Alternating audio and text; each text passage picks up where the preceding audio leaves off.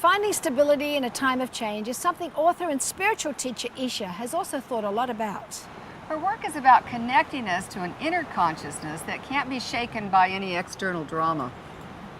All we can do in situation when there's instability is find a permanent stability, and that permanent stability is within us.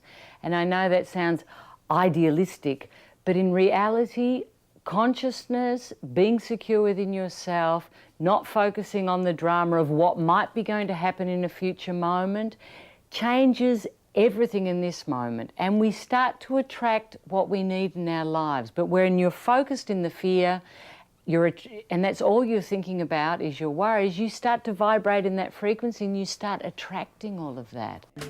Helping all of us deal with our fears so we can attract only good things into our life is one of Isha's key goals.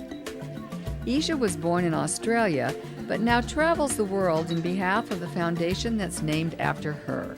Our foundation is focused on elevating the consciousness of humanity. It's called Isha, Educating for Peace, and that's what we're doing. You know, we're teaching everyone that their happiness is their responsibility. It depends on, you know, we have this idea of a world that we'd love to live in, but it's the responsibility of each person to create that world. Part of Isha's effort to create that world has led to a book entitled Why Walk When You Can Fly? She told me the title came from one of her favorite singers.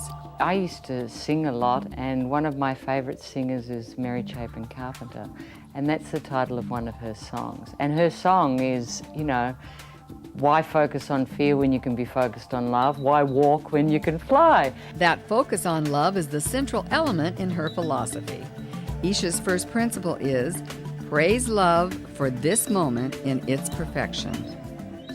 Every confronting situation in our lives is an opportunity to make a choice. Do I choose for the fear or do I choose for the love? Do I choose to be a victim or do I choose to embrace this situation so that I can find more internal security and I can grow as a person?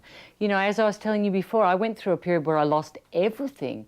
And in the moment, of course, it was shocking, but I could see in hindsight that it was such a great thing because I found this internal freedom. And nothing can rock this internal freedom because the external, it changes. It changes.